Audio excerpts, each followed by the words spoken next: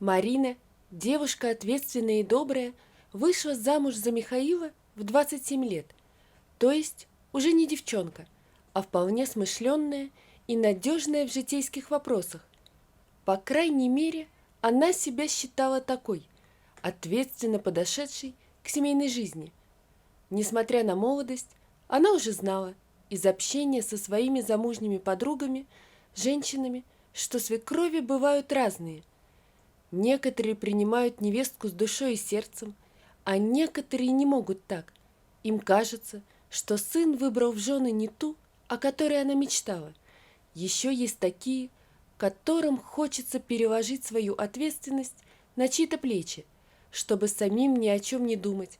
Но все это бывает до поры до времени. Потом пожинают плоды своей безответственности. У Марины с Михаилом были романтические отношения, любили друг друга, мечтали о семье и детях. Сразу после свадьбы жили не в большой двухкомнатной квартире, доставшейся ей от бабушки. Сделали ремонт. Марина радовалась, что гнездышко их получилось уютным. Но радость была недолгая. На следующий день после ремонта приехала свекровь с большой сумкой. «Так, дети мои, я буду жить с вами. Мне одной скучно, и мне нужно контролировать, чем ты будешь кормить моего сына», обратилась Галина к невестке, заглядывая в холодильник. «Чем ты нас сегодня будешь кормить?» Глядя на невестку, продолжала она. «Сейчас что-нибудь приготовлю», смутилась Марина. «Сынок, ты слышишь? Она что-нибудь приготовит. Она тебя накормит чем-нибудь, что ты протянешь ноги или уморит с голоду». «Мам, ну с чего ты это взяла? Марина всегда готовит. Я голодным не бываю». Пытался заступиться за жену Михаил. «А что ты заступаешься? Я тебя всегда кормила правильной и здоровой пищей. Заранее продумывала, что приготовить. Я не позволю твоей жене испортить твой желудок. Марина, ты слышишь? Теперь будешь составлять меню и консультироваться со мной». Победоносно смотрела свекровь на невестку. Прошел месяц их совместной жизни втроем. Мать жила в маленькой комнате, они в той, которая побольше, причем в проходной. Галина в любое время дня и ночи могла пройти мимо, причем не считала, что должна ходить тихо. Молодежь спит крепко, у них стальные нервы. Так она считала. Марина устала от контроля, упреков. Ей не нравилось, что свекровь сует свой нос везде, но просто во все их дела. Не выдержав, она попросила Михаила поговорить с мамой, чтобы та не вмешивалась в их дела. «Миш, в конце концов, это наша с тобой семья, и мы сами должны решать свои проблемы, по-своему, а не по ее указке. Пусть идет к себе домой и там устраивает свои порядки. Но мама заботится о нас. И потом, я единственный сын, я не могу оставить ее одну. Она сдает свою квартиру и будет жить у нас», отвечал муж. Жизнь Марины стала невыносимой, но она терпела все унижения, ругань. Свекровь специально при сыне указывала, что она неряха, готовит невкусно. «Не о такой невестке я мечтала для своего сына. Ты же неумеха и готовишь как попало». А сама всегда наливала себе добавку. Марина терпела. Как же, ведь это мать ее любимого мужа. А свекровь не выбирают. Приходится с этим мириться. Слава Богу, что свекровь жила с ними только до рождения ребенка. Родился маленький Степа. Как только Марину с сыном муж привез домой, свекровь быстро собрала свои вещи и ушла со словами: «Ухожу я от вас. Дети маленькие по ночам плачут. Не будет мне покоя. У меня давление». Марина радовалась. Наконец-то сама себе хозяйка. Свекрови не было около года, а Михаил навещал ее почти каждый день. Иногда просил жену, чтобы она положила матери что-нибудь поесть. Марина молча накладывала свекрови поесть. Пусть несет, лишь бы здесь не указывала. Она жила свободно и спокойно без свекрови. Маленький Степа рос пухленьким, хорошеньким, улыбался всем подряд, когда Марина гуляла с ним. Однажды, гуляя в парке с сыном, встретилась с подругой, которая живет рядом с ее свекровью Галиной. Общались. У подруги дочке 6 лет.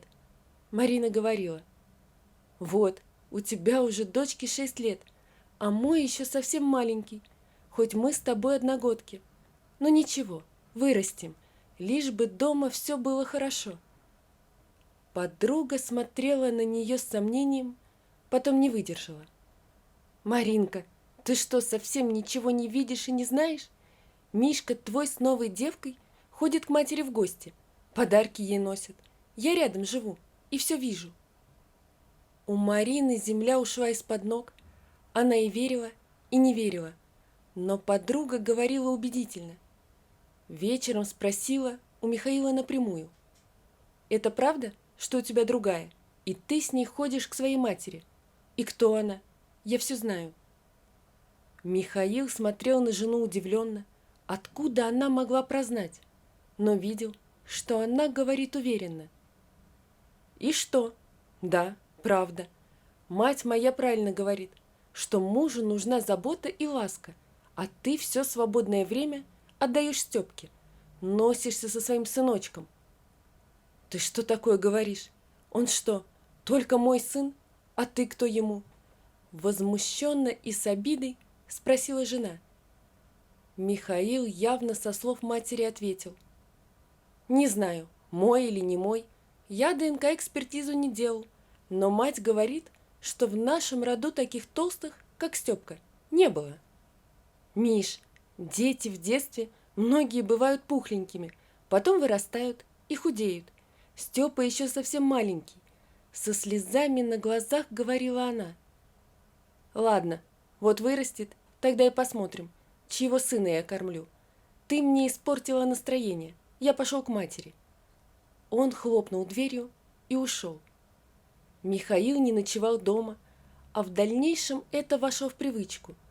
Он иногда даже не предупреждал, что не придет домой. Марина поняла, ее семья рушится, и вдруг почувствовала, что она вновь ждет ребенка. Решила сообщить мужу. «Опять ребенок? Зачем? Мне он не нужен. Еще непонятно, чей Степка. А ты уже второго мне? Делай, что хочешь, живи, как хочешь». Марина решила рожать. Мать ее обещала помочь. Она и так помогала со Степкой. Родилась дочка Дашенька. Свекровь не появлялась.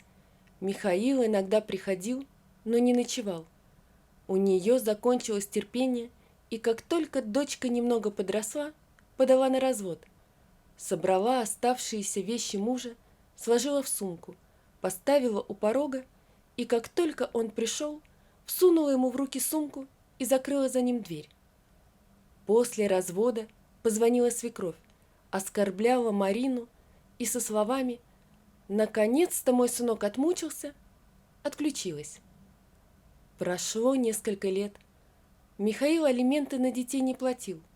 То его сократили, то сам уволился, то работа не нравится.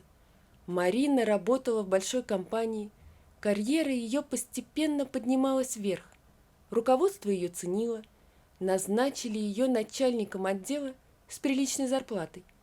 Мать помогала дочери с детьми. Она иногда говорила: «Мам, я даже не представляю, что бы я делала без тебя. Спасибо тебе за все». «Ну что ты, дочка, а кто еще поможет, если не я? Да и мне совсем не сложно. Вы же мои самые любимые и близкие», — обнимая дочь, отвечала она. Дети росли послушными, учились в школе. Марина радовалась, что с детьми проблем нет. О замужестве больше не задумывалась.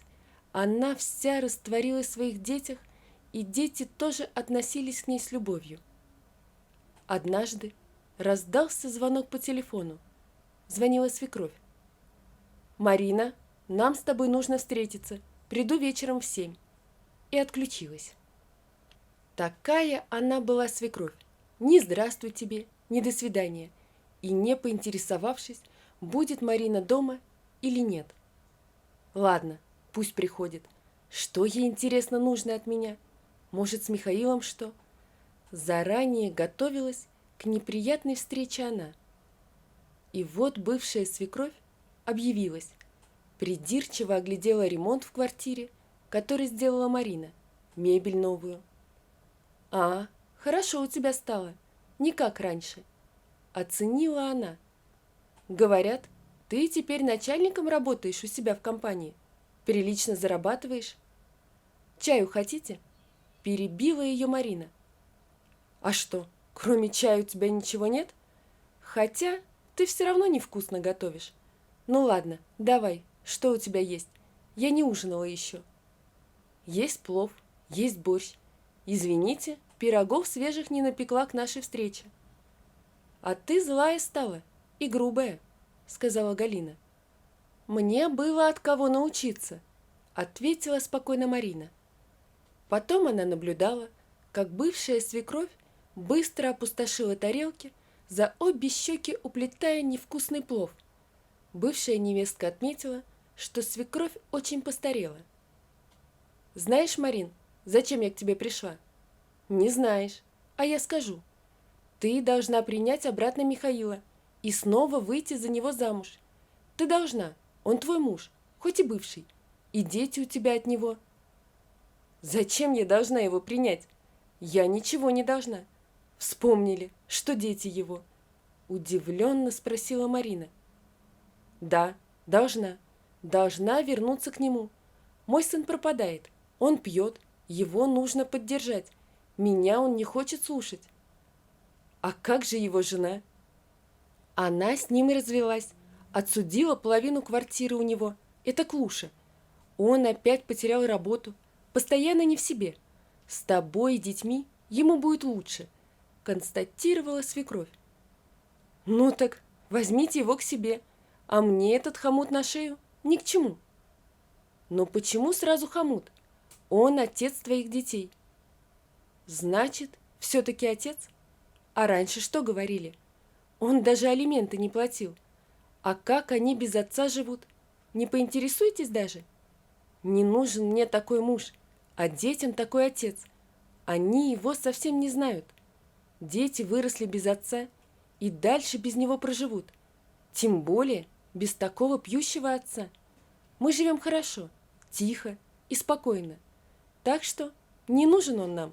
Живите с ним сами». «Я всегда знала, что ты злая и бесчеловечная, Марина.